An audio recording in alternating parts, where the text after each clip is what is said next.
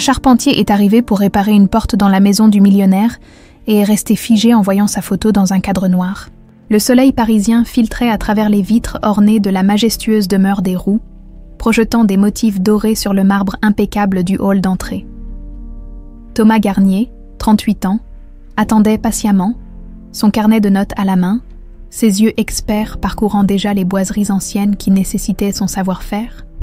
Ses mains calleuses témoignaient de ses années de travail minutieux à redonner vie au bois que d'autres considéraient comme perdu. « Monsieur Roux vous recevra dans un moment », annonça la gouvernante en disparaissant par une porte latérale. Thomas hocha la tête et se permit de déambuler dans le vaste salon, admirant les œuvres d'art et les antiquités qui ornaient chaque recoin. C'était une aubaine pour lui, ce contrat avec la famille Roux. Restaurer les portes en bois sculptées de cette demeure historique, c'était non seulement un défi professionnel, mais aussi une sécurité financière pour quelques mois. Pour un père célibataire comme lui, chaque contrat stable était un soulagement. « Papa travaille pour des gens importants maintenant », avait-il dit à sa petite Inès ce matin-là, en tressant ses cheveux avant l'école. « Des portes plus vieilles que l'arrière-grand-mère de ton arrière-grand-mère attendent que je les répare. » La fillette de 8 ans avait ri. Ce rire cristallin qui était devenu son encre depuis que Marie les avait quittés, emportés par un chauffard ivre sur une route pluvieuse, 3 ans plus tôt, ses pensées furent interrompues par un tableau qui semblait étrangement déplacé parmi les peintures lumineuses et les portraits aristocratiques. Accroché dans un coin discret du salon, un cadre noir orné de détails argentés renfermait une image sombre. Une jeune femme aux yeux doux tenant 2 nouveau-nés identiques dans ses bras.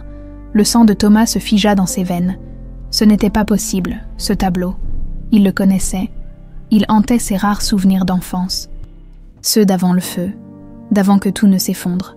Comme hypnotisé, il s'approcha. Ses doigts tremblants effleurèrent le cadre. « Maman », murmura-t-il, si bas qu'il n'était pas sûr d'avoir réellement parlé. Le visage sur la toile était indéniablement celui d'Élodie Garnier, sa mère, telle qu'il la connaissait des rares photos sauvées de l'incendie. Et ses bébés, c'était lui et Luc, son frère jumeau, le tableau noir, comme l'appelait son père dans ses rares moments de sobriété, le seul trésor que ta mère a pu emporter quand son père l'a mise à la porte. Un tsunami de souvenirs déferla sur lui, l'incendie de 1995, les flammes dévorant la petite maison de banlieue, les cris, sa mère qui ne revenait pas chercher son fils caché sous le lit, comme elle lui avait ordonné de le faire, son père, Antoine, le sortant des décombres en hurlant qu'Élodie et Luc étaient partis pour toujours, puis les années sombres, Antoine Garnier, brisé par le chagrin, sombrant dans l'alcool, le petit Thomas ballotté entre un père absent et des voisins compatissants, les services sociaux, finalement, le foyer pour enfants à 10 ans, la nouvelle du suicide de son père, 5 ans plus tard, vous admirez le tableau noir, Monsieur Garnier. Thomas sursauta. Une femme élégante d'une 60aine d'années se tenait à quelques pas, l'observant avec un sourire courtois qui n'atteignait pas ses yeux. « C'est une œuvre intéressante », parvint-il à articuler, tentant de contrôler le tremblement de sa voix. « N'est-ce pas ? Une acquisition récente de mon mari, l'histoire familiale. Vous savez, c'est tellement important pour Marcel. » Son regard calculateur semblait chercher une réaction sur le visage de Thomas. « Je suis Simone Roux.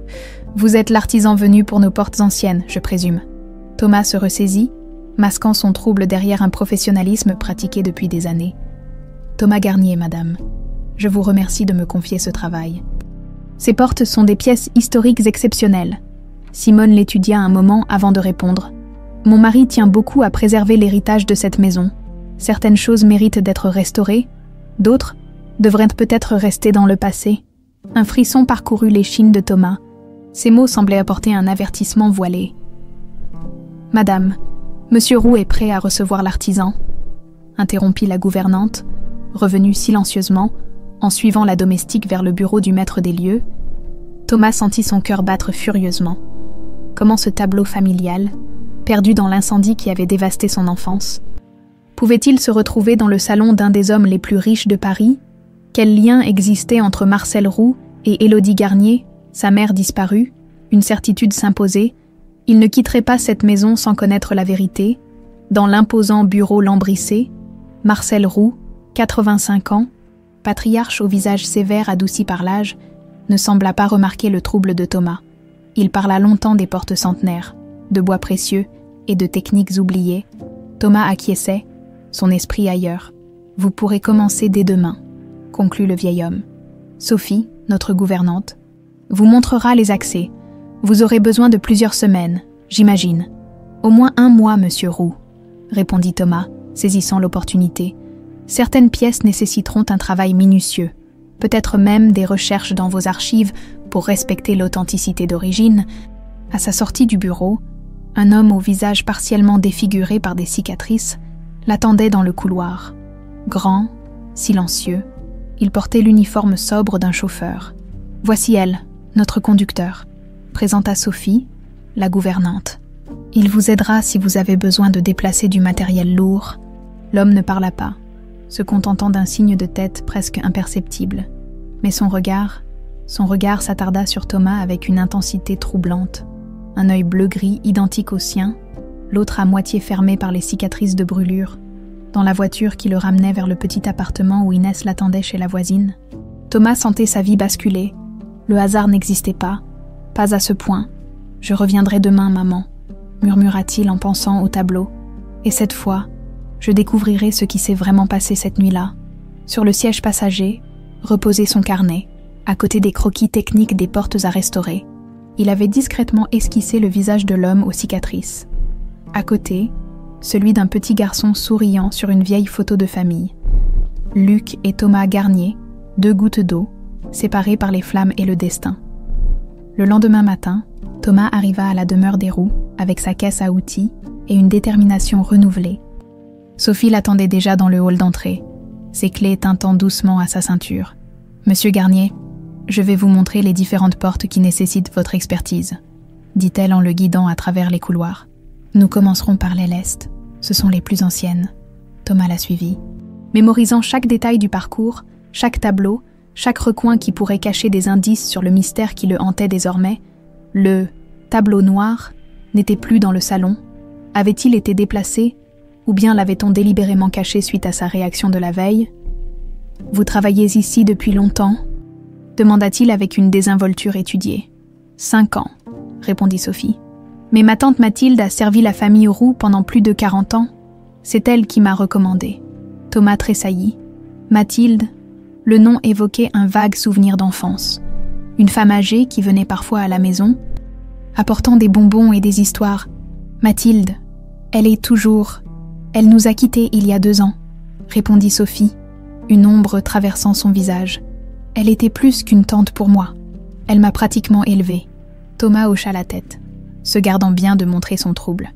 Elle devait connaître beaucoup d'histoires sur cette maison. Sophie s'arrêta un instant, scrutant Thomas avec un regard étrangement intense. Oui, beaucoup d'histoires, certaines qu'elle n'a jamais racontées. Ils arrivèrent devant une imposante double porte en chêne, couverte de sculptures représentant des scènes mythologiques. Thomas s'en approcha, passant ses doigts sur le bois avec respect. « C'est un travail exceptionnel du XVIIIe siècle, » murmura-t-il. « Je vais commencer par celle-ci. » Pendant que Sophie retournait à ses occupations, Thomas installa son matériel, étudiant méticuleusement la porte, mais ses pensées étaient ailleurs. Il sortit discrètement de sa poche la vieille photo de famille qu'il avait apportée.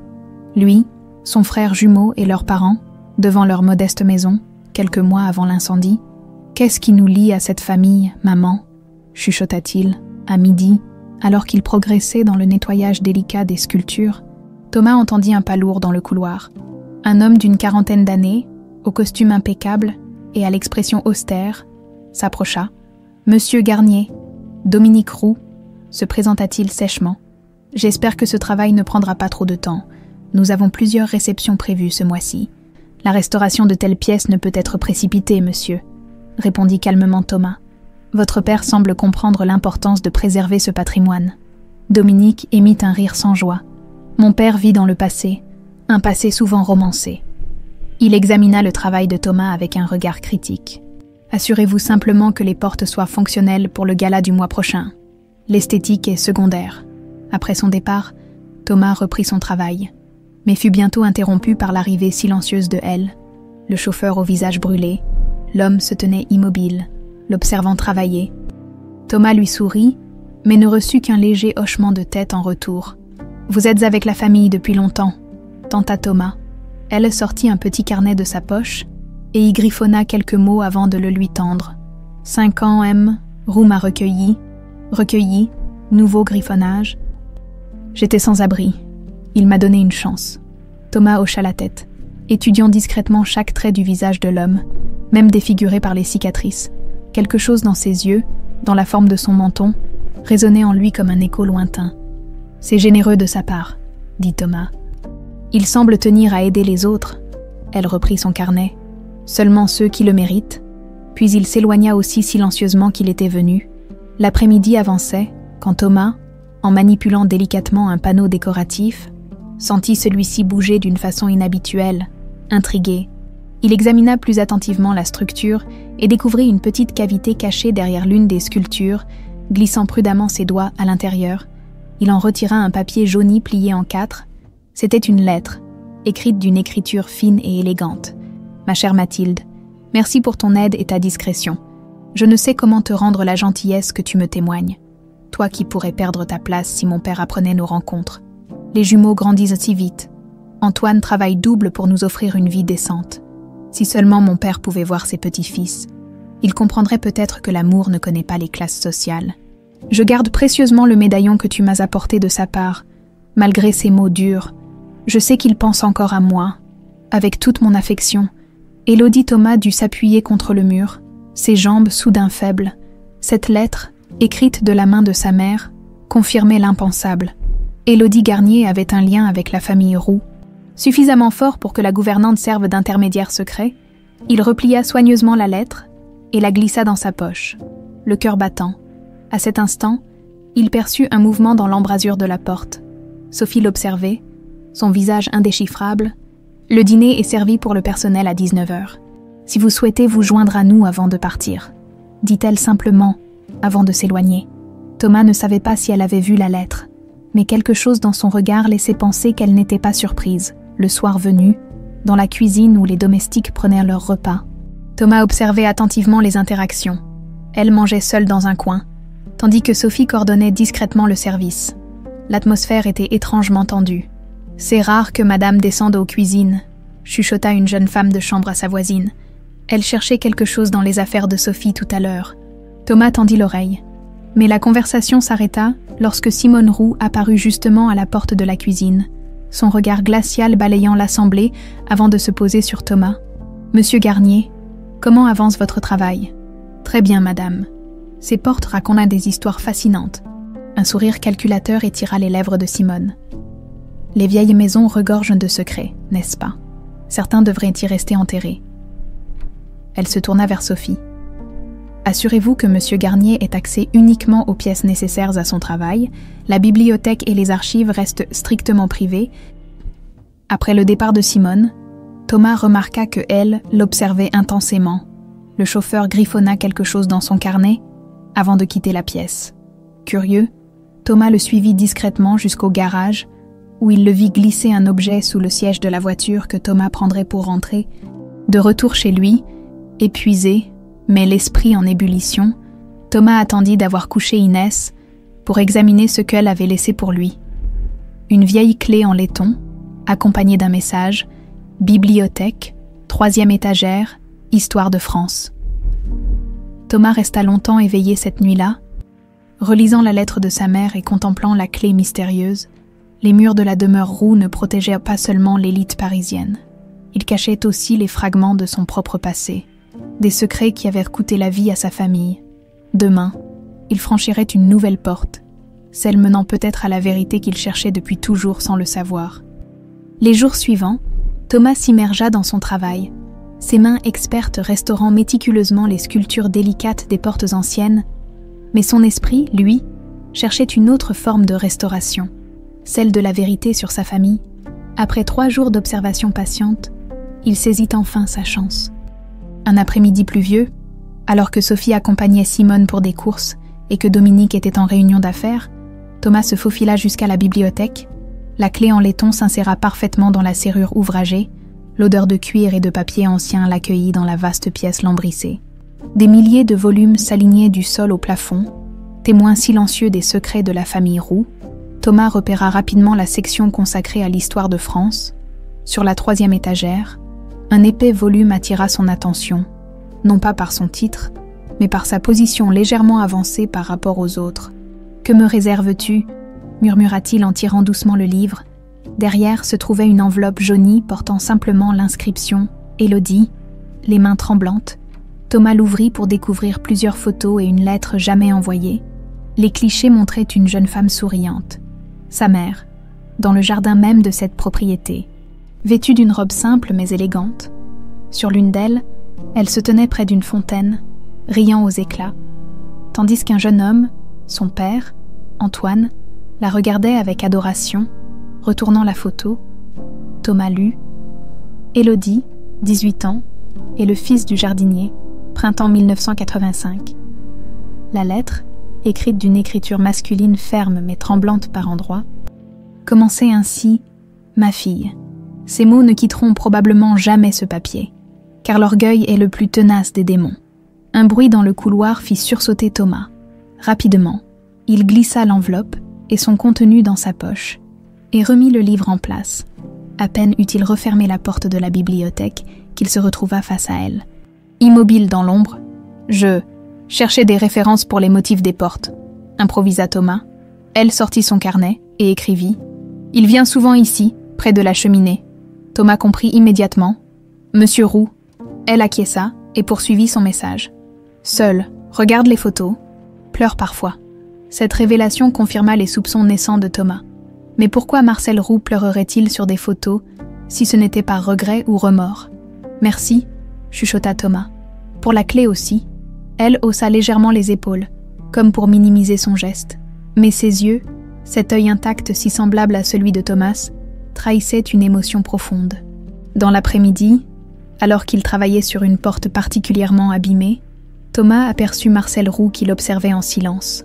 Le patriarche s'avança lentement, s'appuyant sur sa canne d'ébène. « Vous avez des mains habiles, monsieur Garnier, » dit le vieil homme. « Ce bois revit sous vos doigts. » « C'est ce que j'aime dans mon métier, monsieur. Rien n'est jamais vraiment perdu. Avec patience et respect, on peut toujours restaurer ce qui semble détruit. » Marcel le considéra longuement, ses yeux pâlis par l'âge scrutant chaque détail du visage de Thomas. « Vous me rappelez quelqu'un » murmura-t-il. Thomas sentit son cœur s'accélérer. « Vraiment, une personne que j'ai connue il y a très longtemps. » Marcel passa une main sur le bois patiné. « Savez-vous ce que j'ai appris en 85 ans d'existence, monsieur Garnier? Que les regrets sont les plus lourds fardeaux à porter dans ces vieux jours. » Il s'apprêtait à ajouter quelque chose quand la voix de Simone retentit dans le couloir. « Marcel, le médecin est arrivé pour votre examen. » Le vieil homme soupira imperceptiblement. « Le devoir m'appelle. Continuez votre excellent travail. » Après son départ, Thomas resta pensif, repensant à l'échange. Chaque indice pointait vers une vérité de plus en plus évidente, mais si douloureuse qu'il osait à peine la formuler. Marcel Roux était le père d'Élodie, son grand-père. En fin de journée, alors qu'il rassemblait ses outils, il fut rejoint par Sophie qui semblait nerveuse. « Pouvez-vous me suivre ?»« S'il vous plaît, » demanda-t-elle à voix basse. « J'ai quelque chose à vous montrer. » Elle le conduisit discrètement vers une petite annexe à l'arrière de la maison. Ses quartiers personnels. Une fois la porte fermée, elle sortit d'une boîte métallique un vieux journal intime. « Vous cherchez des réponses ?»« N'est-ce pas ?» dit-elle sans préambule. « Je vous ai reconnu dès le premier jour. Vous avez les yeux d'Élodie. » Thomas sentit sa gorge se nouer. « Vous la connaissiez. Ma tante Mathilde me parlait souvent d'elle. De la fille reniée par son père pour avoir choisi l'amour plutôt que la fortune. » Elle lui tendit le journal. « Ceci appartenait à ma tante. Je pense qu'il vous revient de droit. » Thomas ouvrit délicatement le carnet et y découvrit des années de notes méticuleuses. Les observations et confidences de Mathilde, l'ancienne gouvernante. 12 avril 1985. Élodie a annoncé sa grossesse à monsieur. La dispute fut terrible. Il lui a donné le choix. Abandonner ce jardinier ou quitter la maison. Elle est partie la tête haute, emportant seulement le tableau que sa mère lui avait légué. 23 janvier 1987. Je suis allée voir Élodie en secret. Les jumeaux sont magnifiques. Elle les a nommés Thomas et Luc. Antoine travaille jour et nuit pour subvenir à leurs besoins, mais il semble heureux malgré tout. J'ai laissé l'argent sous l'oreiller. Comme d'habitude, monsieur ne sait rien de mes visites. Thomas dut s'asseoir, submergée par l'émotion. Alors c'est vrai, Marcel Roux est mon grand-père. Sophie acquiesça gravement. Un homme fier qui a sacrifié sa fille unique sur l'autel des conventions sociales, ma tante disait qu'il n'a jamais été le même après. Il s'est enfermé dans le travail, est devenu plus dur, plus froid. Et Simone, quand est-elle entrée dans l'histoire? Elle était déjà là, secrétaire personnelle de monsieur à l'époque. Ma tante la soupçonnait d'avoir toujours visé plus qu'un simple poste. Elle a épousé monsieur 3 ans après l'expulsion d'Élodie, apportant avec elle son fils Dominique, né d'un premier mariage. Thomas feuilleta le journal, s'arrêtant sur une entrée qui lui glaça le sang. 3 juin 1995. Catastrophe. Je suis allée voir Élodie et les enfants hier. Quelqu'un m'a suivie, j'en suis presque certaine. Aujourd'hui, j'apprends que leur maison a brûlé cette nuit. Élodie est morte, un des jumeaux aussi, probablement. Antoine et l'autre enfant ont survécu, mais dans quel état? Je soupçonne Simone. Elle m'a posé des questions étranges récemment, sur mes sorties en ville. L'incendie, murmura Thomas, une colère sourde montant en lui. Ce n'était pas un accident. Ma tante en était convaincue, confirma Sophie. Mais elle n'a jamais pu le prouver. En vieillissant, elle est devenue obsédée par cette idée. Elle a même réussi à récupérer le tableau noir la veille de l'incendie pour le restaurer comme cadeau d'anniversaire pour Élodie. Le tableau, celui qui est accroché dans le salon. Oui, ma tante l'a gardé pendant des années, puis l'a finalement rendu à monsieur Roux sur son lit de mort. Il y a 2 ans, je pense qu'elle espérait provoquer chez lui une prise de conscience avant qu'il ne soit trop tard.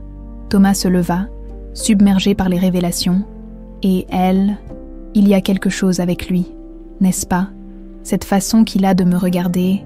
Sophie détourna les yeux. Je ne peux pas vous en dire plus. Certains secrets ne m'appartiennent pas. Des pas dans le couloir les firent sursauter. La voix de Dominique retentit, appelant la gouvernante. « Gardez le journal !»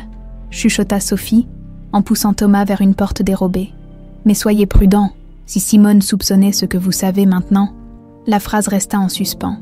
Mais la mise en garde était claire. Dans cette demeure opulente, la vérité pouvait être aussi mortelle que les flammes qui avaient dévoré son enfance. Cette nuit-là, Thomas ne dormit presque pas. Assis à la petite table de sa cuisine, une tasse de café refroidie entre les mains, il parcourait avidement le journal de Mathilde, chaque page révélant un peu plus de cette histoire familiale qu'on lui avait volée. L'écriture soignée de l'ancienne gouvernante racontait 3 décennies de dévouement secret envers Élodie et ses fils. Au milieu de la nuit, Inès apparut dans l'encadrement de la porte. Ses cheveux ébouriffés et son doudou serré contre elle. « Papa, tu ne dors pas. » Thomas l'attira sur ses genoux, embrassant son front encore chaud de sommeil. « Je lis une histoire très importante, ma puce.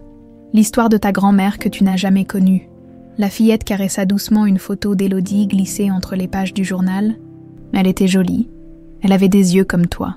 « Comme nous, » corrigea doucement Thomas. « Tu as hérité de ses yeux aussi, et de son sourire. » Il berça sa fille, jusqu'à ce qu'elle se rendorme, puis la reporta dans son lit.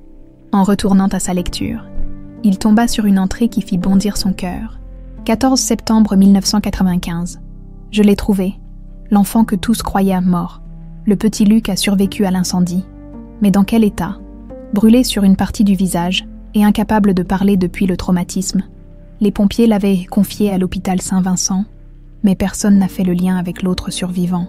Antoine, détruit par le chagrin et l'alcool, n'est même pas en état de s'occuper de Thomas. Alors comment pourrait-il chercher Luc? J'ai pris une décision que Dieu seul pourra juger. J'emmène Luc chez ma sœur en Provence. C'est le seul moyen de le protéger si mes soupçons sur Simone sont fondés. Un jour, quand le temps sera venu, je réunirai les frères séparés. Le sang de Thomas se figea dans ses veines. Luc avait survécu. Et maintenant, il savait avec certitude qui était elle. À l'aube, le regard cerné mais l'esprit plus clair qu'il ne l'avait été depuis des années, Thomas retourna à la demeure des Roux. En arrivant plus tôt que d'habitude, il espérait croiser elle avant que la maisonnée ne s'éveille complètement. Son souhait fut exaucé. Dans la cour pavée, le chauffeur nettoyait méticuleusement la berline noire de Marcel Roux. Thomas s'approcha lentement, son cœur battant à se rompre. « Bonjour, elle », dit-il simplement. L'homme leva les yeux, son visage partiellement défiguré, aussi impassible que d'habitude. Mais dans son regard intact, Thomas pouvait maintenant lire une émotion contenue. « Je sais qui tu es », continua Thomas doucement. « Tu es Luc Garnier, mon frère. » Elle resta parfaitement immobile. Seul un léger tremblement de ses mains trahissant son trouble. Lentement, il sortit son carnet et y inscrivit avec soin « Comment ? Le journal de Mathilde. Elle t'a sauvé de l'incendie. Elle t'a emmené chez sa sœur en Provence. » Elle baissa la tête, ses épaules s'affaissant légèrement, puis il écrivit « Elle m'a protégée, mais jamais pu parler depuis. Feu, cris, cauchemar toujours. » Thomas s'approcha, incertain de la réaction de son frère retrouvé. « C'est toi qui m'as laissé la clé de la bibliothèque. Tu savais qui j'étais dès le début. » Elle hocha la tête et écrivit « Tes yeux, notre mère. » Un bruit de porte les interrompit. Dominique traversait la cour à grands pas, le visage fermé. « Monsieur Garnier, je ne vous paie pas pour bavarder avec le personnel. Les portes du salon ouest sont-elles terminées? Le cocktail des actionnaires a lieu dans 3 jours. » Thomas se recomposa rapidement. « Presque, monsieur Roux. Je dois encore renforcer 2 charnières et appliquer la dernière couche de cire. »« Faites vite !» Dominique jeta un regard méfiant à elle. « Et toi, prépare la voiture. Je dois être à la Défense dans 1 heure. » Après son départ, elle griffonna rapidement. « Prudence, Dominique surveille tout, » rapporta sa mère. Puis, après une hésitation, « Retrouve-moi ce soir, garage, 22h. » La journée passa avec une lenteur exaspérante pour Thomas. Ses mains travaillaient avec leur précision habituelle, mais son esprit bouillonnait. Son frère jumeau était vivant, ici même, sous ce toit. L'enfant qu'il avait pleuré pendant 30 ans respirait le même air que lui.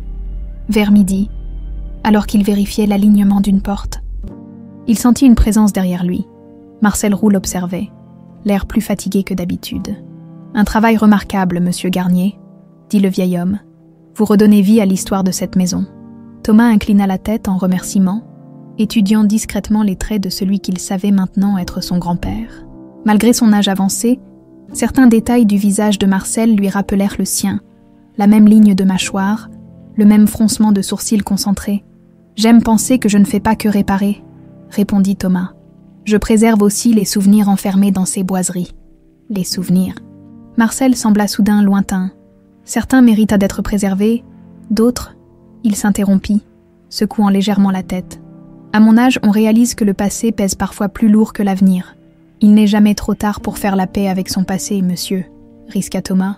Marcel le considéra longuement. Vous parlez avec sagesse pour un homme de votre âge. J'ai connu ma part de perte. Ça force à grandir plus vite. Quelque chose dans ces mots sembla toucher Marcel. Il s'apprêtait à répondre, quand Simone apparut, son sourire contrastant avec la froideur de son regard. « Marcel, chéri, tu fatigues notre artisan. Viens, le déjeuner est servi. » Elle se tourna vers Thomas. « Vous progressez, j'espère. Dominique m'a parlé du cocktail.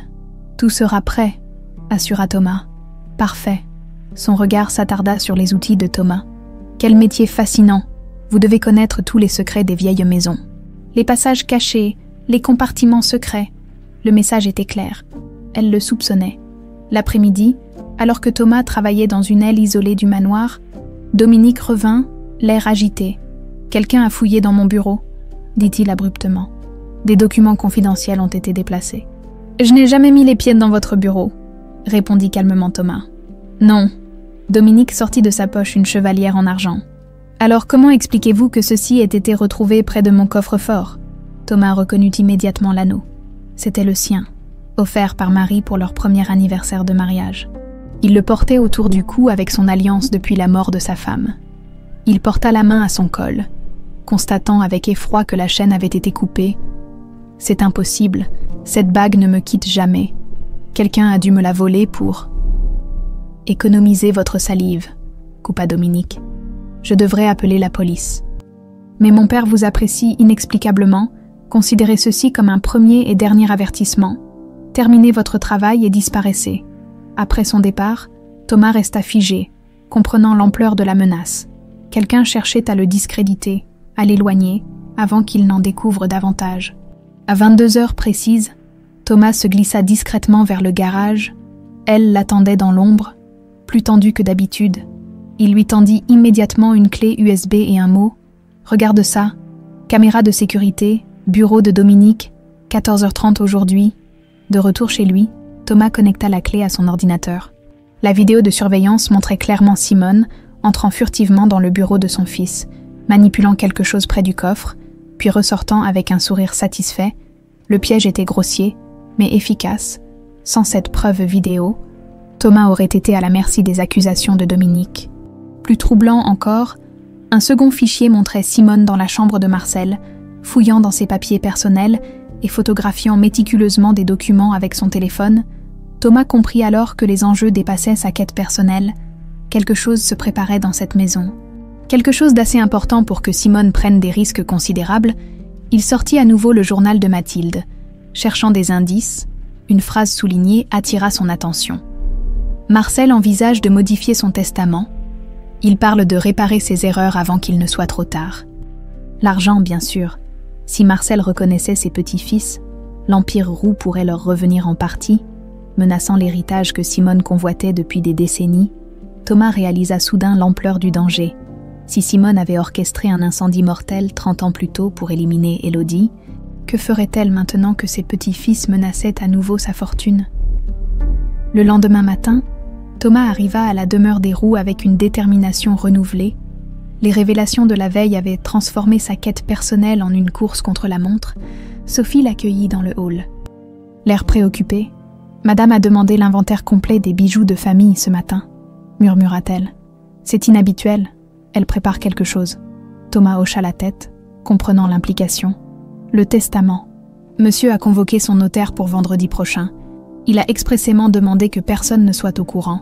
Mais les murs ont des oreilles, compléta Thomas. Surtout quand Simone tend l'oreille. Pendant qu'il travaillait sur les dernières portes du salon ouest, Thomas observait discrètement les allées et venues dans la maison. Simone semblait partout à la fois. Tantôt charmante avec Marcel, tantôt autoritaire avec le personnel, constamment sur ses gardes. Elle, de son côté, restait dans l'ombre, vigilant comme un gardien silencieux.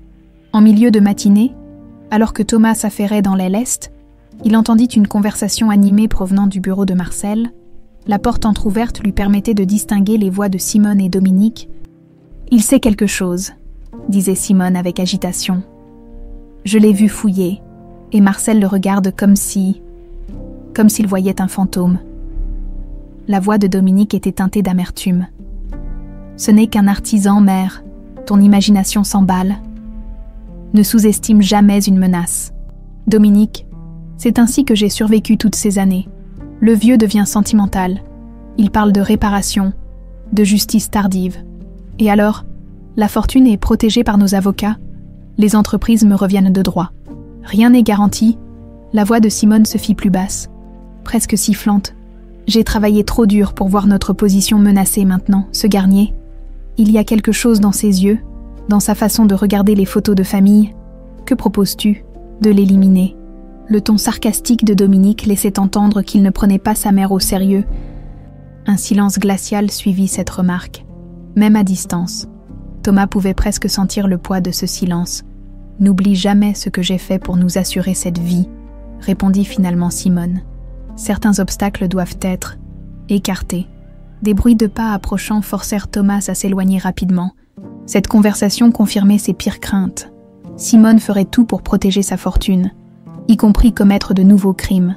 Dans l'après-midi, profitant d'un moment où la maison était presque vide, Thomas se faufila à nouveau dans la bibliothèque, les mots de Mathilde tournaient dans son esprit. « J'ai trouvé des documents troublants dans le vieux secrétaire.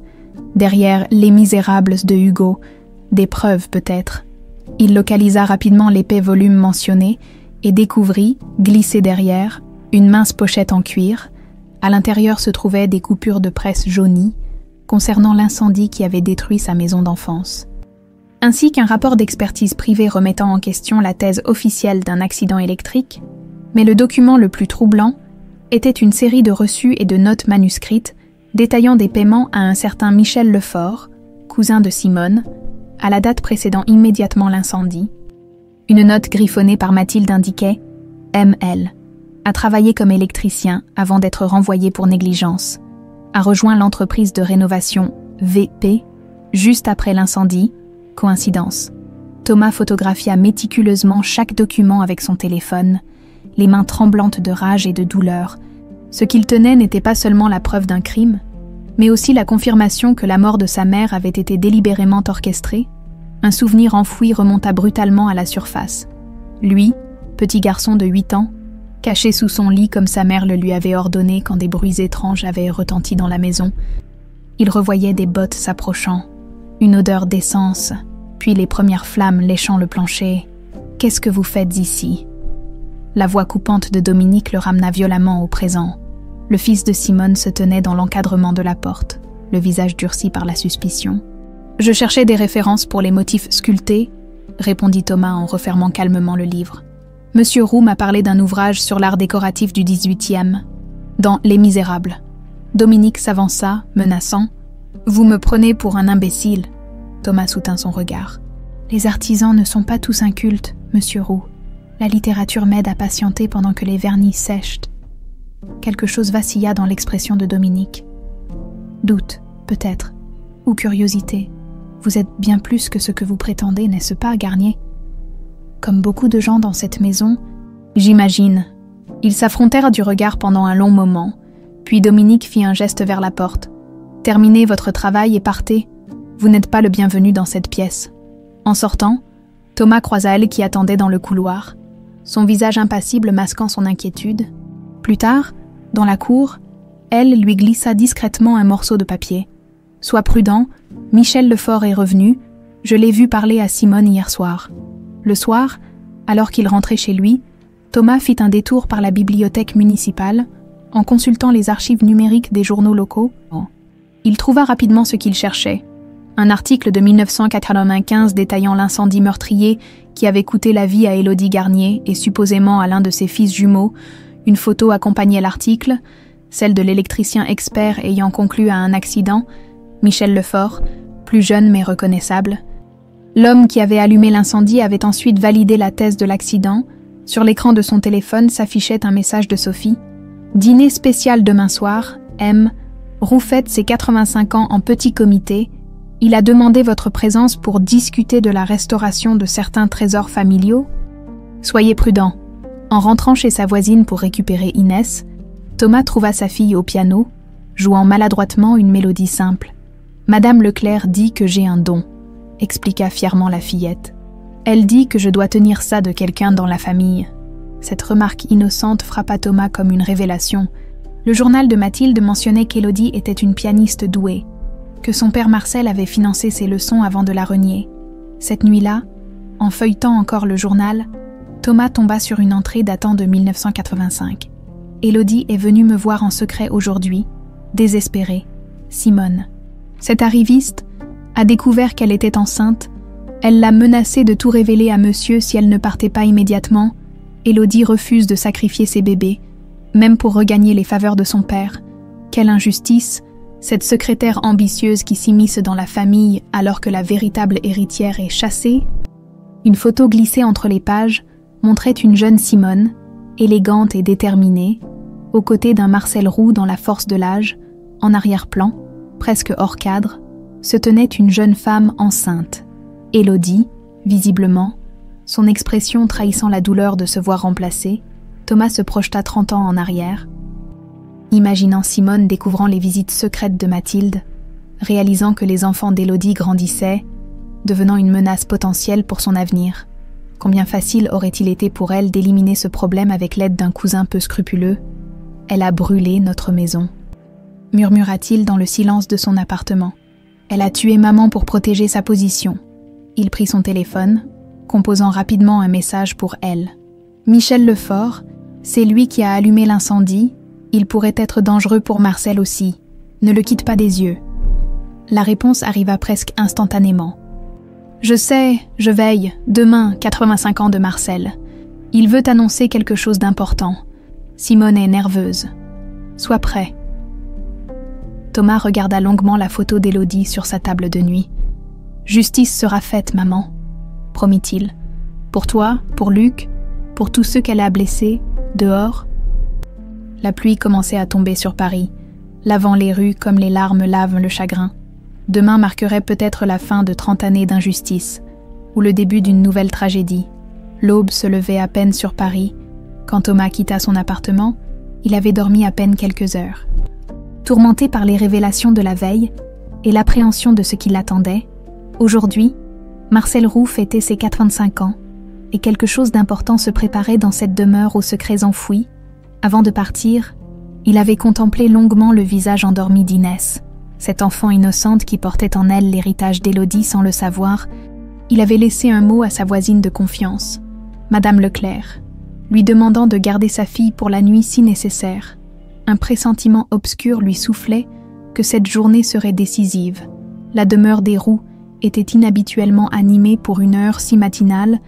Des fleuristes et traiteurs s'affairaient. Préparant la réception privée du soir, Thomas en profita pour se faufiler discrètement vers les quartiers du personnel, à la recherche de Elle. Il le trouva dans la petite cour arrière, astiquant méticuleusement la Bentley de Marcel, son frère jumeau. Cette pensée restait surréaliste, leva les yeux à son approche. Son regard communiquant une alarme silencieuse. « Bonjour, Elle », dit Thomas doucement. Elle sortit son carnet et écrivit rapidement. « Michel est ici, chambre d'invité. Arrivée hier soir tard, Simone nerveuse. Je dois te parler, » murmura Thomas. « En privé, c'est important. » Elle acquiesça et lui fit signe de le suivre. Ils traversèrent un dédale de couloirs de service jusqu'à une petite pièce sous les combles. La chambre austère de Elle, meublée avec une simplicité monacale, une photographie encadrée trônait sur la table de chevet. Mathilde, plus âgée que dans les souvenirs de Thomas, tenant par l'épaule un adolescent au visage partiellement masqué par des bandages. « Elle t'a élevé », constata Thomas, la gorge nouée. « Elle t'a protégé toutes ces années. » Elle hocha lentement la tête, puis écrivit « Ma nouvelle mère, cachée en Provence, jamais parlé depuis le feu. » Thomas s'assit sur l'unique chaise, submergé par l'émotion. « Comment es-tu revenu ici ? Comment as-tu retrouvé Marcel ?» Elle s'installa sur le bord du lit, son visage marqué par les cicatrices plus expressifs que jamais. Il rédigea lentement, choisissant soigneusement ses mots. « Mathilde mourante a tout avoué à Marcel, lui a montré photo de moi. Il a pleuré, m'a cherché, m'a trouvé dans village, m'a offert place ici, protection. Personne ne sait qui je suis vraiment, sauf Sophie, et maintenant toi. » Thomas tenta d'assimiler ces informations, visualisant la scène, le patriarche découvrant que l'un de ses petits-fils avait survécu, tentant maladroitement de réparer 3 décennies d'absence. « Et tu as accepté de travailler pour lui, après tout ce qu'il a fait ?» Elle écrivit lentement. « Pas pour lui, pour découvrir vérité, pour honorer Mathilde, pour retrouver ma famille. » Il hésita, puis ajouta « Pour te retrouver, frère. » Ce dernier mot, si simple, frappa Thomas en plein cœur. Il se leva d'un bond et, suivant une impulsion irrésistible, enlaça cet étranger qui était son sang. Elle se raidit d'abord, puis ses épaules s'affaissèrent, et il rendit l'étreinte avec une force désespérée. Ils restèrent ainsi un long moment, 2 moitiés longtemps séparées enfin réunies, quand ils se séparèrent enfin. Les yeux de Elle brillaient de larmes contenues, et Thomas ne cherchait même pas à dissimuler les siennes. « Nous sommes ensemble maintenant, » murmura Thomas. « Et nous découvrirons toute la vérité. » Elle hocha gravement la tête et écrivit « Marcel va changer testament ce soir. Veut nous reconnaître. Simone le sait, dangereuse. Le cocktail d'anniversaire, c'est l'occasion parfaite pour elle d'agir, » réalisa Thomas. « Nous devons protéger Marcel. » Elle écrivit rapidement. « J'ai installé caméra, petite, discrète, dans bureau, salon, chambre de Marcel. » Il esquissa un sourire amer. « Avantage d'être invisible, personne ne remarque. Tu avais des soupçons depuis le début. Mathilde m'a appris, toujours vigilant. » Il ajouta après une pause. « J'ai enregistrement, Simone avec Michel hier soir. Planifie quelque chose, mais pas précis. » Une sonnerie de téléphone interrompit leur échange. Thomas consulta l'écran. « Sophie, Monsieur Roux vous cherche, » annonça-t-elle sans préambule. « Dans la salle de musique, maintenant. » La salle de musique était l'une des pièces que Thomas n'avait pas encore visitées, située dans l'aile ouest. Elle était baignée par la lumière matinale filtrant à travers de hautes fenêtres. Un magnifique piano à queue Steinway occupait le centre de la pièce. Entouré de vitrines renfermant des instruments anciens, Marcel Roux se tenait devant une vitrine, contemplant un petit violon d'enfant. Il se tourna à l'entrée de Thomas, son visage marqué par l'âge soudain plus vulnérable. « Ah, monsieur Garnier, merci d'être venu. » Il désigna le piano. « Un bel instrument, n'est-ce pas? Ma fille en jouait merveilleusement bien. » Thomas sentit son cœur s'accélérer. C'était la première fois que Marcel mentionnait ouvertement l'existence d'Élodie. « Elle avait un don, » poursuivit Marcel, perdu dans ses souvenirs. « Sa mère, ma défunte épouse, disait qu'Élodie avait la musique dans l'âme. » Il effleura le petit violon dans la vitrine. « J'avais espéré qu'elle en jouerait aussi, mais elle n'avait Dieu que pour le piano, têtue comme sa mère. La passion ne se commande pas, » répondit doucement Thomas. Marcel l'étudia avec intensité. « Non, en effet, pas plus que l'amour. » Il s'approcha lentement. « Vous lui ressemblez tellement, les mêmes yeux, la même façon de froncer les sourcils quand vous réfléchissez. » Thomas resta silencieux, attendant la suite, le cœur battant. « Je ne suis pas un homme de regret, monsieur Garnier. J'ai bâti un empire en regardant toujours vers l'avenir, jamais en arrière. » Marcel s'approcha de la fenêtre, contemplant les jardins. « Mais à mon âge, le passé vous rattrape. Les erreurs pèsent plus lourd. Les occasions manquées deviennent insupportables. » Il se tourna vers Thomas, les yeux brillants d'une émotion contenue. « Je sais qui vous êtes. Je l'ai su dès que vous avez franchi le seuil de cette maison. »« Et qui suis-je selon vous ?» demanda Thomas, sa voix à peine audible. « Le fils d'Élodie, mon petit-fils. » Marcel laissa échapper un soupir tremblant. L'enfant que je n'ai jamais connu à cause de mon orgueil insensé. Le silence qui suivit cet aveu était presque palpable. Thomas sentait la colère et le chagrin de 30 années se mêler en lui, mais aussi un étrange soulagement. La vérité, enfin, vous l'avez reniée, dit-il finalement. Votre propre fille, parce qu'elle aimait le fils d'un jardinier. Une erreur impardonnable, admit Marcel, la plus grande de ma vie. Il s'approcha lentement. Quand Mathilde m'a apporté le tableau noir avant de mourir, quand elle m'a révélé que l'un de vous avait survécu, j'ai su que c'était ma dernière chance de faire amende honorable. « Luc, » murmura Thomas. « Vous savez pour Luc aussi. » Marcel acquiesça. « Mon chauffeur, je l'ai retrouvé grâce aux indications de Mathilde, ses cicatrices. » Sa voix se brisa. « J'ai attendu, cherchant le bon moment pour me révéler à lui, pour vous réunir tous les deux. Et maintenant, le temps presse. » Marcel se redressa, retrouvant momentanément sa stature imposante. « Ce soir, je modifie mon testament. Vous et votre frère recevrez ce qui vous revient de droit. L'héritage d'Élodie. Ce n'est pas pour l'argent que je suis venu, » protesta Thomas. « Je le sais. » Marcel sourit tristement. « Vous êtes venu pour la vérité, et vous méritez de la connaître entièrement. » Il s'approcha d'un secrétaire et en sortit une enveloppe scellée. « Lisez ceci quand vous serez seul. Ce sont mes confessions, tout ce que je sais sur cette nuit-là. » Thomas prit l'enveloppe d'une main tremblante. « Vous saviez pour l'incendie, pour Simone. J'ai eu des soupçons pendant des années. Mathilde aussi. Mais ce n'est que récemment. » Il s'interrompit, entendant des pas approcher. « Prudence, Thomas. Les murs ont des oreilles, et Simone a des yeux partout. » Comme pour confirmer ses paroles, la porte s'ouvrit sur Simone elle-même, son sourire contrastant avec la dureté de son regard. « Marcel, chéri, les fleuristes ont besoin de ton approbation. » Elle se tourna vers Thomas. « Monsieur Garnier, je ne savais pas que la restauration incluait notre salle de musique. Monsieur Roux voulait mon avis sur l'état des boiseries, » improvisa Thomas. « L'humidité peut affecter les instruments. » Marcel hocha la tête, jouant le jeu. « Nous serions honorés que vous vous joigniez à nous ce soir. » « Monsieur Garnier, pour mon modeste anniversaire. »« Avec plaisir, » répondit Thomas, soutenant le regard glacial de Simone. « Parfait. » Marcel tapota affectueusement l'épaule de Thomas. « Venez avec votre fille, si vous le souhaitez. J'ai entendu dire qu'elle montre des dispositions pour le piano. » En quittant la pièce, Thomas croisa elle dans le couloir.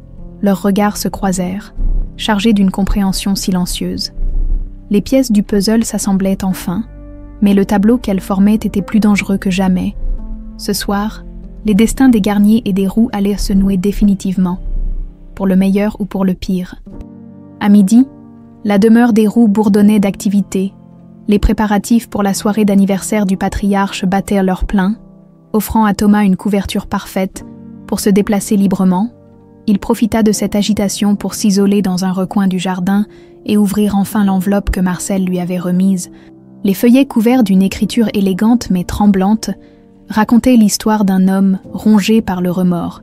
Marcel y décrivait comment, aveuglé par l'orgueil et les conventions sociales, il avait renié sa fille unique lorsqu'elle était tombée enceinte d'Antoine Garnier, comment, des années plus tard, les lettres que Mathilde lui avait fait parvenir en secret l'avaient touché sans qu'il ose faire le premier pas vers la réconciliation, et comment, après la mort d'Élodie, le chagrin l'avait envahi, trop tard. Mais le passage qui glaça le sang de Thomas concernait Simone. J'ai épousé Simone par solitude. Peut-être, ou par faiblesse, elle était efficace, déterminée, et semblait vouée à ma réussite. Ce n'est que des années plus tard que j'ai commencé à soupçonner son implication possible dans la tragédie qui a frappé Élodie. Mathilde avait des doutes, des indices. Le cousin de Simone, cet électricien au passé trouble. Ces paiements mystérieux, je n'ai pas voulu voir, par lâcheté peut-être, mais depuis que Luc est revenu dans ma vie, depuis que je vous ai retrouvé à travers lui, je ne peux plus me voiler la face. J'ai engagé un détective privé l'année dernière. Son rapport préliminaire est accablant. Thomas leva les yeux du document. Le cœur battant, Marcel avait des preuves qui pourraient enfin faire justice pour sa mère. Un bruissement dans les buissons le fit sursauter. Michel Lefort, l'homme qui avait mis le feu à sa maison d'enfance, se tenait à quelques mètres, fumant nonchalamment. Lecture intéressante. « Monsieur l'artisan » demanda-t-il avec un sourire narquois. Thomas glissa rapidement les feuillets dans sa poche, étudiant pour la première fois de près le visage de l'assassin de sa mère. La cinquantaine usée, les traits marqués par l'alcool, mais les yeux vifs et calculateurs. Simple correspondance personnelle, répondit Thomas en se levant. Bien sûr. Michel tira longuement sur sa cigarette. Vous savez, vous me rappelez quelqu'un, un gamin que j'ai vu il y a longtemps, caché sous un lit, les yeux écarquillés de terreur. Thomas se figea, une vague de souvenirs refoulés l'assaillant soudain. L'odeur de l'essence, la chaleur grandissante, ses bottes qui avançaient lentement dans sa chambre. « C'était vous », murmura-t-il. « Vous m'avez vu cette nuit-là, et vous êtes parti en me laissant brûler vif. » Michel haussa les épaules. Le travail était payé pour 3 éliminations, mais j'ai toujours eu un faible pour les mômes. Je me suis dit que ton père te sortirait peut-être. Son sourire s'élargit. Une erreur de jugement, visiblement. J'aurais dû terminer le travail. Thomas sentit une rage froide l'envahir. C'est pour ça que vous êtes revenu, pour terminer le travail. Disons que ma cousine a besoin d'un petit service. Encore ? Michel jeta son mégot. Le vieux devient gênant avec ses remords tardifs. Et toi, tu poses trop de questions. Vous ne vous en sortirez pas cette fois, avertit Thomas, les poings serrés. Michel éclata d'un rire sec. Qui va m'arrêter, toi ? Ce débris de Marcel. Ou peut-être ton frère muet au visage fondu. Il se rapprocha, menaçant. Simone a toujours ce qu'elle veut. Toujours. Il s'éloigna ensuite, sifflotant comme s'il venait d'échanger des banalités sur la météo. Thomas resta immobile, tremblant de colère et d'impuissance. La menace était claire désormais. Simone prévoyait d'éliminer Marcel. Et probablement, lui et Luc dans la foulée, en retournant vers la maison, il aperçut Dominique dans son bureau, penché sur des documents, l'air agité. Leurs regards se croisèrent brièvement à travers la fenêtre, et Thomas fut surpris d'y lire non pas de l'hostilité, mais une sorte de trouble profond. Il retrouva elle près des garages, inspectant méticuleusement les véhicules. « Michel m'a menacé ouvertement », murmura Thomas. Il prépara quelque chose pour ce soir. Elle acquiesça gravement et écrivit « Je sais, j'ai vérifié voiture. Frein de la Bentley trafiquée, réparé discrètement. Mon Dieu, ils sont prêts à tout. Plan pour ce soir. » Griffonna elle. Thomas réfléchit intensément. On doit protéger Marcel, mais aussi rassembler toutes les preuves. Marcel m'a parlé d'un rapport de détective privé. Elle hocha la tête et écrivit « Dans coffre, bureau, code 1807, année naissance d'Élodie. » Un bruit de pas les fit se séparer rapidement. Sophie apparut, l'air préoccupé. « Thomas, Madame Simone demande à te voir dans le petit salon. » Immédiatement. Le petit salon, avec ses boiseries sombres et ses lourds rideaux de velours, ressemblait à un écrin étouffant. Simone l'attendait, élégante dans un tailleur gris perle, un verre de cognac à la main malgré l'heure matinale. « Monsieur Garnier, merci de vous joindre à moi. » Son sourire n'atteignait pas ses yeux. « Un verre. »« Non, merci. Comme vous voudrez. » Elle le considéra longuement. Je vous observe depuis votre arrivée. Vous savez, votre intérêt pour notre famille dépasse largement le cadre professionnel, n'est-ce pas? Thomas soutint son regard. Je suis passionné par l'histoire des lieux que je restaure. L'histoire, oui. Elle fit tourner son verre entre ses doigts. Le passé est fascinant, mais tellement encombrant parfois. Ne trouvez-vous pas? Tout dépend de ce qu'on cherche à y trouver. Simone se leva, s'approchant de lui avec une grâce féline. Savez-vous ce que j'y ai trouvé? Moi, la certitude que pour avancer, il faut parfois faire table rase. Elle se plaça face à lui, si proche qu'il pouvait sentir son parfum coûteux. Marcel est un vieil homme fatigué, dont la culpabilité trouble le jugement. Il s'apprête à commettre des erreurs qui affecteraient beaucoup de gens. Des erreurs comme reconnaître ses véritables héritiers.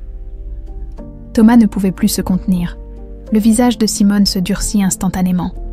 Alors vous savez, je sais que vous avez tué ma mère, que vous avez payé votre cousin pour incendier notre maison, que vous prévoyez maintenant d'éliminer Marcel avant qu'il ne modifie son testament. Un silence glacial s'installa, puis, contre toute attente, Simone sourit. Impressionnant, vraiment. Elle retourna calmement vers son fauteuil. Et que comptez-vous faire avec ces théories? Justice pour ma mère, pour mon frère, pour tous ceux que vous avez blessés. La justice. Elle émit un rire sans joie. Savez-vous ce que j'ai dû endurer pour en arriver là? Les humiliations, les sacrifices. J'étais une simple secrétaire. Issue d'un milieu modeste, Marcel m'a remarqué pour mon efficacité, pas pour mon pédigré. Son regard se fit lointain. Quand sa précieuse Élodie s'est enfuie avec son jardinier, j'ai vu ma chance. Je l'ai consolée, soutenue, conseillée. J'ai fait de son entreprise un empire. Et quand vous avez découvert que ma mère avait des enfants, vous avez craint pour votre position. Ces enfants représentaient une menace. Elle haussa les épaules. Les affaires sont les affaires. Rien de personnel. Thomas sentit la nausée l'envahir devant tant de froideur. Vous avez brûlé vive une femme innocente. Un regrettable dommage collatéral. Simone se leva à nouveau. Écoutez-moi bien, Thomas Garnier. Ce soir, Marcel va célébrer ses 85 ans. Entouré de ses proches, il va déguster un excellent champagne, souffler ses bougies, puis se retirer tôt. Comme à son habitude, demain matin, on le trouvera paisiblement endormi pour l'éternité. Crise cardiaque, à son âge, quoi de plus naturel? Elle s'approcha, menaçante malgré sa taille modeste. Quant à vous, vous avez le choix. Partez maintenant, avec votre fille, loin de Paris. Une somme confortable vous attendra sur un compte offshore. Ou bien... Elle laissa sa phrase en suspens. Ou bien je rejoins ma mère, compléta Thomas avec dégoût. Comme je l'ai dit, les affaires sont les affaires. Elle consulta sa montre. Vous avez jusqu'à 18 heures pour décider. Après son départ, Thomas resta immobile, assimilant l'ampleur de la menace. Cette femme avait orchestré froidement un incendie meurtrier et s'apprêtait à récidiver. Le temps pressait. Il sortit son téléphone et composa le numéro de Sophie. « J'ai besoin de ton aide. Urgence. » Une demi-heure plus tard, Thomas, elle et Sophie étaient réunis dans la petite chambre sous les combles. « Simone prévoit d'empoisonner Marcel ce soir, » expliqua Thomas. « Et elle m'a clairement menacée. » Sophie pâlit. Marcel a convoqué son notaire pour 19 heures, avant la réception. « C'est notre chance, » dit Thomas. « Si nous obtenons les preuves du coffre et les enregistrements de elle avant, nous pourrons confondre Simone devant tous les invités. » Elle griffonna rapidement. « Dangereux, Michel Rode. »« Armé, probablement. C'est pourquoi nous avons besoin d'un allié supplémentaire, » répondit Thomas. « Quelqu'un qui a accès au bureau en permanence. » Sophie comprit immédiatement. « Dominique, tu crois qu'il nous aidera contre sa propre mère? J'ai vu son visage quand il regardait les documents de son bureau ce matin. Il a découvert quelque chose qui l'a profondément troublé. » Elle hésita, puis écrivit lentement. « Dominique pas comme sa mère. Malheureux. Cherche vérité aussi. » Thomas acquiesça. « Exactement. Et il représente peut-être notre seule chance de sauver Marcel ce soir, tandis qu'ils élaboraient leur plan. » À l'autre bout de la maison, Simone retrouvait Michel dans une discrète dépendance du jardin. « Il sait tout, » annonça-t-elle sans préambule. « Il faut agir ce soir, pendant la réception. » Michel sourit, sortant de sa poche un petit flacon transparent. Comme prévu, indétectable, efficace. Le vieux s'endormira paisiblement. « Et pour les deux autres ?» Un regrettable accident sur le chemin du retour. Michel haussa les épaules. Ces routes de campagne sont si dangereuses la nuit, surtout quand les freins lâchent. Simone hocha la tête, satisfaite. Et mon fils, laisse-moi m'en occuper. Michel eut un sourire cruel. Il est temps qu'il apprenne certaines vérités sur sa chère maman. N'est-ce pas? Dans le crépuscule naissant, la demeure des Roux scintillait de 1000 feux. Ignorant la tempête qui se préparait en son sein, le soleil déclinait sur Paris, teintant la façade de la demeure Roux d'une lumière dorée presque irréelle. Thomas avait quitté la maison pour aller chercher Inès chez sa voisine et prendre une douche rapide. Dans quelques heures, la réception d'anniversaire commencerait, et avec elle, leur plan risqué pour démasquer Simone et sauver Marcel. « Où allons-nous, papa ?» demanda Inès tandis qu'il nouait le ruban de sa robe bleue, celle réservée aux occasions spéciales. « Dans une grande maison, ma puce. Un vieil homme très important fête son anniversaire. Et il nous a invités. » Les yeux de la fillette s'écarquillèrent d'excitation. Un château comme dans les contes. Thomas sourit, touchant doucement son nez. Presque. « Et ce soir, tu pourrais rencontrer quelqu'un de très spécial. Quelqu'un qui te ressemble beaucoup. » « Qui ça ?»« Mon frère, ton oncle. » Ces mots sonnaient étrangement dans sa bouche, comme une langue étrangère longtemps oubliée. Pendant ce temps, à la demeure Roux, Dominique s'enfermait dans son bureau. Le visage défait, étalé devant lui, des documents trouvés par hasard dans les affaires de sa mère dressaient un tableau accablant, des reçus, des notes, des menaces à peine voilées échangées avec Michel Lefort, son prétendu cousin éloigné, mais le document qui avait achevé de briser ses dernières illusions était une lettre d'amour passionnée. Datée de 1985, adressée par Michel à Simone, une phrase en particulier le hantait. « Notre fils grandit si vite, bientôt, il posera des questions sur son vrai père. » Un coup discret à la porte le fit sursauter. Sophie se tenait dans l'embrasure, l'air grave. « Monsieur Dominique, puis-je vous parler, dis-je. »« C'est urgent. » Il acquiesça, trop épuisé émotionnellement pour refuser. Sophie ferma soigneusement la porte derrière elle et chuchota. « C'est à propos de Thomas Garnier et de votre mère. » Les mots suivants firent l'effet d'un tremblement de terre dans l'esprit de Dominique, l'histoire de Thomas et Luc. Les petits-fils légitimes de Marcel, l'incendie orchestré par Simone, le plan pour éliminer Marcel ce soir même. « C'est impossible, » protesta-t-il faiblement. « Ma mère ne pourrait jamais. » Mais même en prononçant ces mots, il savait qu'ils sonnaient faux. Les preuves devant lui confirmaient les révélations de Sophie. Simone Roux, sa mère, avait bâti leur vie sur des mensonges et du sang. « Qu'attendez-vous de moi ?» demanda-t-il enfin, la voix brisée. « Votre aide pour sauver votre père, pour arrêter Simone avant qu'elle ne commette l'irréparable. » Dominique serra les poings. « Marcel n'est pas mon père. »« N'est-ce pas, Michel Lefort ?» Sophie posa une main compatissante sur son épaule. « Vous êtes bien plus que votre sang, monsieur Dominique. Vos choix maintenant définiront qui vous êtes vraiment. » À 18 heures précises, les premiers invités commencèrent à arriver. Une trentaine de proches et partenaires d'affaires de Marcel. Thomas et Inès se présentèrent peu après, accueillis par un majordome en livrée qui les guida vers le grand salon. La demeure avait revêtu ses plus beaux atours, des arrangements floraux somptueux ornaient chaque recoin, et un quatuor à cordes jouait doucement dans un angle de la pièce. Marcel Roux, élégant dans son costume taillé sur mesure, recevait ses invités avec une vitalité surprenante pour son âge. Son visage s'illumina en apercevant Thomas et Inès.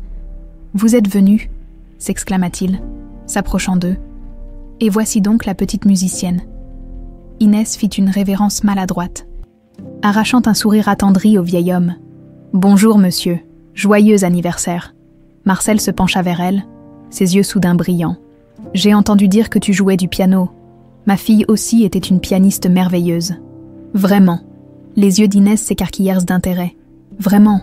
Marcel se redressa, s'adressant à Thomas. « La salle de musique est ouverte.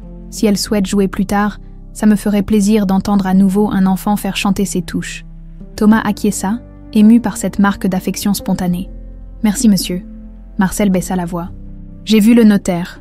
Tout est en ordre. » Puis, plus haut, « Profitez de la soirée.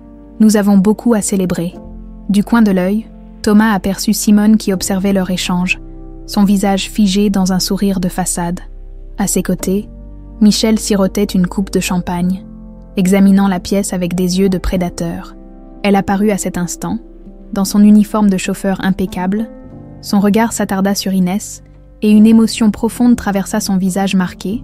Thomas lui fit un signe discret, confirmant que tout se déroulait comme prévu.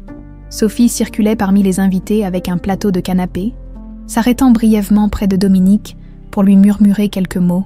Ce dernier, inhabituellement pâle, acquiesça imperceptiblement avant de se diriger vers Marcel. « Père, pourrais-je te parler un instant, en privé ?» Marcel parut surpris par cette requête inhabituelle, mais accepta, et ils se retirèrent dans une pièce adjacente. À travers la porte entr'ouverte, Thomas pouvait voir Dominique parler avec animation, tandis que le visage de Marcel passait de la surprise à une gravité solennelle. À 19h30, Marcel réapparut, l'air résolu mais troublé. Il fit un signe discret à Thomas, puis à elle, avant de se diriger vers le centre de la pièce. Sophie avait pris soin d'éloigner Inès vers la salle de musique, où la fillette explorait timidement le grand piano. « Mes chers amis, » commença Marcel, sa voix forte attirant l'attention de tous. « Je vous remercie d'être venus célébrer ce jour avec moi, à 85 ans. On a le privilège de regarder en arrière, de mesurer le chemin parcouru. » Il prit une gorgée de champagne, son regard croisant brièvement celui de Thomas. « J'ai connu le succès dans les affaires, mais aussi des échecs personnels, douloureux. Ce soir, je souhaite commencer à réparer certaines erreurs. » Un murmure parcourut l'assemblée.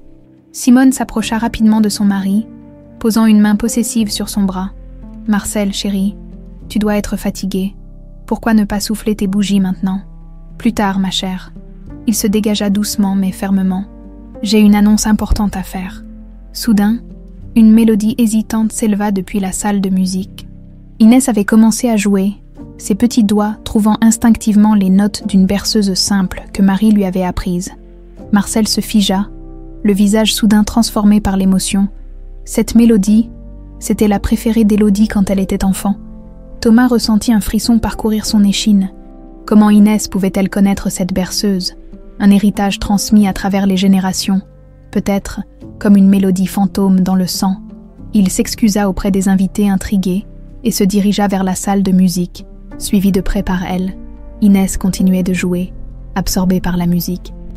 Inconsciente du petit miracle qu'elle accomplissait, « Elle joue comme Élodie », murmura Marcel qui les avait rejoints, des larmes non dissimulées coulant sur ses joues ridées, les mêmes expressions, la même façon de pencher la tête. Elle sortit son carnet et écrivit d'une main tremblante.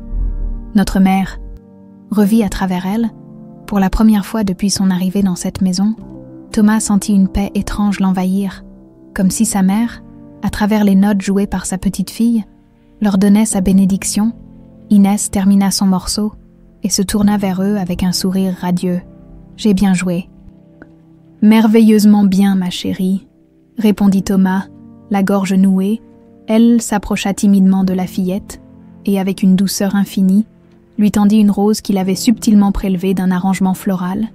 Inès l'accepta avec un grand sourire, nullement effrayée par les cicatrices de cet étranger. « Tu es mon oncle, c'est ça ?» demanda-t-elle simplement. « Papa m'a dit que tu me ressemblais. » Elle acquiesça, ses yeux brillants d'émotion. « Pourquoi tu ne parles pas ?» Elle hésita, puis écrivit lentement. « Feu, peur, mais je parlerai peut-être un jour pour toi. » Marcel s'essuya les yeux et se redressa. Comme si cette scène lui avait insufflé une nouvelle énergie. « Il est temps, » dit-il simplement. « Venez avec moi, tous. Le moment est venu de dire la vérité. » En retournant vers le salon, ils croisèrent Dominique qui les attendait, une enveloppe à la main. « J'ai récupéré le rapport du détective, » murmura-t-il, « et d'autres preuves, sur l'incendie, sur Michel. » Thomas lui jeta un regard reconnaissant. « Vous avez choisi votre camp, alors. »« J'ai choisi la vérité, » corrigea Dominique. « Quoi qu'il en coûte. » Dans le grand salon, Simone observait leur petit groupe avec une tension palpable.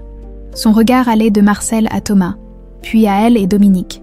Comprenant intuitivement que sa soigneuse orchestration s'effondrait, elle fit un signe imperceptible à Michel qui se tenait près du buffet, son visage soudain dur et concentré. Il glissa discrètement une main dans sa veste. L'avait remarqué ce geste. Il s'approcha rapidement de Thomas et griffonna. « Danger, Michel armé, maintenant ?» Le temps semblait soudain suspendu. Dans quelques secondes, Marcel prendrait la parole pour révéler la vérité à tous. Dans quelques minutes, les preuves accumulées seraient exposées au grand jour. Mais Michel Lefort, l'homme qui avait déjà détruit leur famille une fois, s'apprêtait à frapper à nouveau. La confrontation finale était imminente, et son issue changerait à jamais le destin des Garnier et des Roux. Un silence expectant s'installa dans le grand salon, tandis que Marcel prenait place au centre de la pièce. Encadrés par Thomas et elle, les invités, sentant l'importance du moment, cessèrent leur conversation pour prêter attention au patriarche. Thomas repéra Sophie qui se tenait près de la porte menant à la salle de musique, veillant discrètement sur Inès. Du coin de l'œil, il surveillait Michel dont la main restait dans sa veste. « Prêt à agir, mes chers amis », commença Marcel d'une voix forte malgré son âge. « Certains d'entre vous connaissent l'histoire de ma fille unique, Élodie. » Il marqua une pause douloureuse, ou du moins, l'histoire que j'ai bien voulu raconter. Simone s'approcha, posant une main sur le bras de son mari. « Marcel, tu es fatigué. Ce n'est pas le moment pour ces vieilles histoires. Au contraire, ma chère. » Marcel se dégagea fermement. « Il est grand temps que la vérité soit dite. » Il fit signe à un serveur qui apporta le tableau noir. Maintenant libéré de son cadre sombre et restauré par les soins de Thomas, les couleurs ressortaient avec une vivacité nouvelle, illuminant le visage souriant d'Élodie, tenant ses jumeaux nouveau-nés. « Ma fille, » reprit Marcel, sa voix tremblant légèrement, « celle que j'ai reniée il y a plus de 30 ans, parce qu'elle avait choisi l'amour plutôt que la fortune. Une erreur qui m'a coûté tout ce qui comptait vraiment. » Des murmures surpris parcoururent l'assemblée. Beaucoup connaissaient l'existence d'Élodie, mais peu savaient les circonstances de son départ. Élodie a épousé Antoine Garnier, le fils d'un de nos jardiniers. Ils ont eu 2 fils jumeaux. Marcel se tourna vers Thomas et elle. « Mes petits-fils !» La stupéfaction se peignit sur les visages des invités. Thomas sentit le poids de dizaines de regards se poser sur lui et son frère. L'histoire officielle veut qu'Élodie soit décédée dans un tragique incendie, avec l'un de ses fils, tandis que l'autre, Thomas, survivait avec son père. Marcel prit une profonde inspiration. Mais la vérité est bien plus sombre. Michel s'était rapproché discrètement du buffet où étaient disposées les coupes de champagne. Thomas le vit verser subrepticement le contenu d'un petit flacon dans l'une d'elles. Cet incendie n'était pas un accident, poursuivit Marcel, implacable. Il a été délibérément provoqué pour éliminer ma fille et ses enfants, effaçant ainsi toute menace pour certains intérêts. Simone s'avança, le visage déformé par la rage et la peur. « Assez, tu délires, Marcel. Ces accusations sont ridicules. »« J'ai des preuves, » répondit calmement Marcel. Il fit signe à Dominique qui s'approcha, les documents à la main. « Mon détective privé a été très méticuleux. » Michel choisit cet instant pour s'avancer, portant un plateau avec 2 coupes de champagne. Un toast s'impose, n'est-ce pas, pour célébrer ces retrouvailles familiales. Thomas vit elle se tendre, prêt à intervenir. Mais contre toute attente, ce fut Dominique qui agit le premier, bousculant accidentellement Michel et renversant les coupes. « Maladroit que je suis », s'excusa-t-il avec un sourire glacial. « Mais peut-être vaut-il mieux éviter ce champagne particulier ?» Michel recula, déstabilisé par l'intervention inattendue de celui qu'il croyait être son allié. Marcel, imperturbable, poursuivit. « J'ai également découvert que mon chauffeur, que tous connaissent sous le nom de L, est en réalité Luc Garnier, mon second petit-fils, miraculeusement sauvé de l'incendie par ma fidèle gouvernante Mathilde. » Un nouveau murmure d'étonnement parcourut la salle. Elle, stoïque, retira lentement l'écharpe qui masquait souvent une partie de son visage, révélant pleinement ses cicatrices. Brûlé, traumatisé au point de perdre l'usage de la parole, il a été caché et protégé pendant des années. Marcel posa une main affectueuse sur l'épaule de elle. Mathilde craignait, à juste titre, que ceux qui avaient orchestré l'incendie ne tentent de l'éliminer s'ils découvrirent sa survie. Thomas sentit une tension croissante dans la pièce. Michel s'était replié vers la sortie, échangeant des regards rapides avec Simone qui semblait calculer frénétiquement ses options. « Qui aurait pu commettre un acte aussi monstrueux ?» poursuivit Marcel, son regard se posant finalement sur sa femme. « Qui avait le plus à gagner de la disparition d'Élodie et de ses héritiers potentiels ? C'est absurde !» s'écria Simone, mais sa voix trahissait sa panique. « Tu ne peux pas croire ces mensonges. Des mensonges. » Marcel fit signe à Thomas qui sortit son téléphone et lança un enregistrement, la conversation qu'il avait eue plus tôt avec Simone, où elle avouait froidement avoir fait éliminer Élodie et menaçait de recommencer, le visage de Simone se décomposa, tandis que sa propre voix résonnait dans la pièce. Ses enfants représentaient une menace. Les affaires sont les affaires, rien de personnel. Un silence de mort s'abattit sur l'assemblée. Puis, brusquement, Michel sortit un pistolet de sa veste. « Ça suffit !» cria-t-il. Personne ne bouge. Mais à peine avait-il prononcé ces mots qu'il fut plaqué au sol par elle qui, avec une rapidité stupéfiante, l'avait désarmé. Le pistolet glissa sur le sol marbré, tandis que elle maintenait fermement Michel immobilisé. Simone, comprenant que tout était perdu, tenta de fuir vers la sortie, mais se heurta à 2 hommes en costume qui venaient d'entrer discrètement. « Police !» annonça l'un d'eux en présentant sa carte. « Madame Roux, nous avons quelques questions à vous poser concernant un incendie criminel survenu en 1995. » Tandis que les policiers prenaient en charge Simone et Michel, un silence choqué régnait parmi les invités. Marcel s'avança vers Thomas et elle, les larmes aux yeux. « Mes petits-fils » murmura-t-il. « Pourrez-vous jamais me pardonner ?» Thomas, submergé par l'émotion, ne put répondre immédiatement. Ce fut Inès qui brisa la tension, se précipitant dans la pièce pour se jeter dans les bras de son père. « Papa, j'ai entendu des cris. » Marcel se pencha vers la fillette. « Tu n'as rien à craindre, ma petite. Tout va bien maintenant. » Puis, se redressant avec effort, il s'adressa à l'assemblée stupéfaite. « Mes amis, permettez-moi de vous présenter officiellement mes petits-fils, Thomas et Luc Garnier, et mon arrière-petite-fille, Inès, les véritables héritiers de la famille Roux. » Dominique s'avança alors, tenant toujours les documents. « J'ai également une révélation à faire. » Il se tourna vers Simone que les policiers s'apprêtaient à emmener. « Mère, ou devrais-je dire Simone, j'ai découvert la vérité sur ma naissance. » Simone pâlit davantage. « Dominique, ne fais pas ça.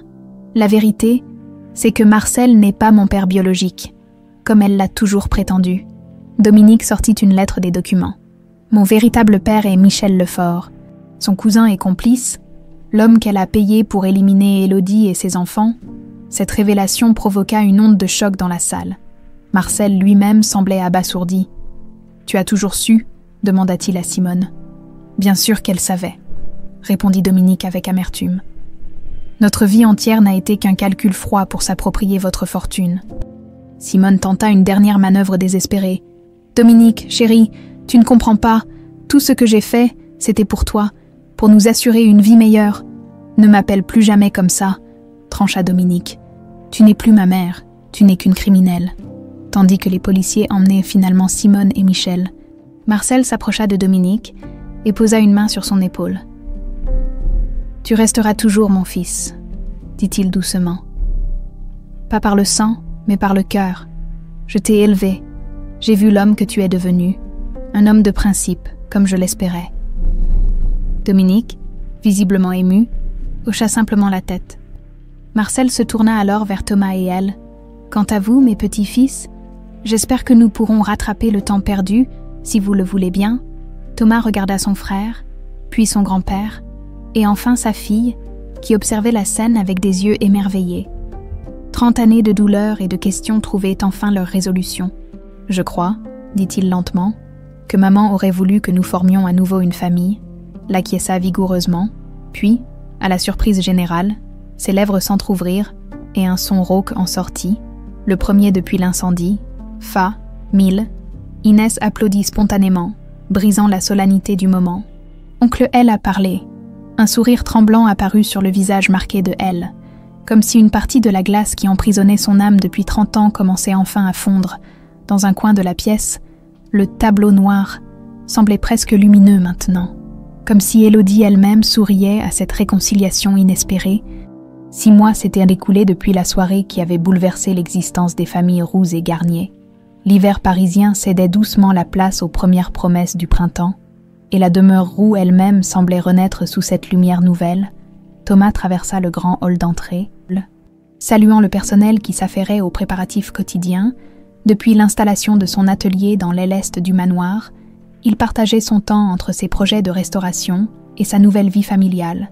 Ce matin-là, il avait rendez-vous avec Marcel dans le bureau principal pour finaliser les derniers détails de la fondation. « Bonjour, grand-père » dit-il en entrant dans la pièce lumineuse qui avait perdu sa sévérité d'antan. Marcel, assis dans son fauteuil près de la fenêtre, leva les yeux de ses papiers avec un sourire. À 85 ans et demi, sa santé restait fragile, mais une nouvelle vitalité animait son regard depuis la réconciliation avec ses petits-fils. « Thomas, j'étudiais justement les plans de ton école technique. Une excellente initiative. » Thomas s'assit face à lui, contemplant les maquettes étalées sur la table. L'ancienne usine désaffectée des entreprises Roux allait être transformée en centre de formation pour jeunes en difficulté, spécialisé dans les métiers de l'artisanat et de la restauration. Les travaux commenceront le mois prochain, confirma Thomas. Avec le soutien de la Fondation, nous pourrons accueillir une 50aine d'élèves dès la rentrée prochaine. Marcel hocha la tête avec satisfaction. Élodie aurait été fière. Elle a toujours eu ce souci des autres, cette conviction que chacun méritait sa chance. Une ombre passa sur son visage ridé, ce regret éternel de n'avoir pas reconnu les qualités de sa fille de son vivant. Thomas posa une main réconfortante sur celle de son grand-père. « Elle nous voit, j'en suis certain. » Au même moment, des notes de piano retentirent dans une pièce voisine. La salle de musique où Inès prenait désormais des leçons régulières avec un professeur renommé du conservatoire. Son talent, hérité d'Élodie sans qu'elle l'ait jamais connu, s'épanouissait de jour en jour. « Comment va Luc aujourd'hui ?» demanda Marcel, tournant son fauteuil vers la fenêtre qui donnait sur les jardins. Thomas sourit en apercevant son frère qui s'affairait parmi les rosiers. Ses séances avec l'orthophoniste portent leurs fruits, il forme des phrases complètes maintenant, même si parler reste un effort, et le jardinage semble lui apporter une vraie sérénité. Luc avait troqué son uniforme de chauffeur contre des vêtements plus décontractés. Sa métamorphose allait bien au-delà de ce changement vestimentaire. Progressivement, il réapprenait à vivre, à s'exprimer, à exister dans la lumière après 3 décennies d'ombre. Et Dominique, des nouvelles, sans qui Thomas. Le visage de Marcel s'assombrit légèrement. Toujours à New York, il supervise la restructuration de notre filiale américaine. Il soupira. Il a besoin de temps, je suppose, pour faire la paix avec lui-même, avec son histoire. Dominique avait choisi de s'éloigner temporairement après le procès de Simone et Michel. Témoin clé de l'accusation, il avait dû affronter publiquement la vérité sur ses origines et les crimes de sa mère.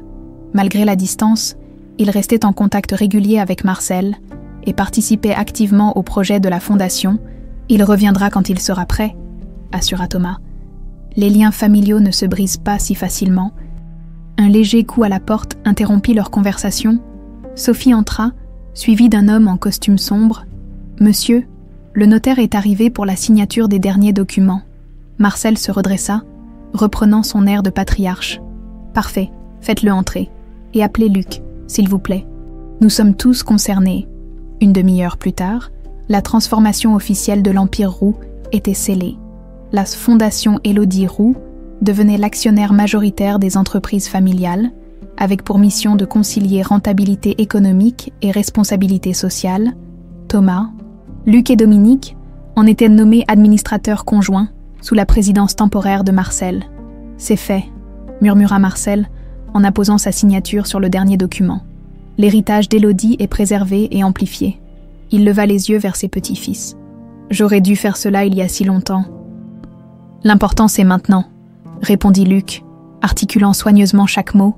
Sa voix, encore rauque d'avoir été si longtemps inutilisée, portait une émotion palpable. Après le départ du notaire, Thomas proposa une promenade dans les jardins. Marcel, malgré sa fatigue, accepta avec enthousiasme. Soutenu par ses petits-fils, il avança lentement sous les allées bordées de jeunes pousses printanières. « J'ai une surprise pour vous », annonça-t-il en approchant d'une section nouvellement aménagée du parc, le jardin d'Élodie. Un espace circulaire s'ouvrait devant eux, centré autour d'une fontaine élégante. Sur un banc de pierre, Inès était déjà installée, feuilletant un livre illustré. « Ce jardin est inspiré des dessins qu'Élodie faisait enfant », expliqua Marcel. Elle rêvait d'être paysagiste avant de se passionner pour la musique. Thomas observa avec émotion les parterres de fleurs qui commençaient à éclore.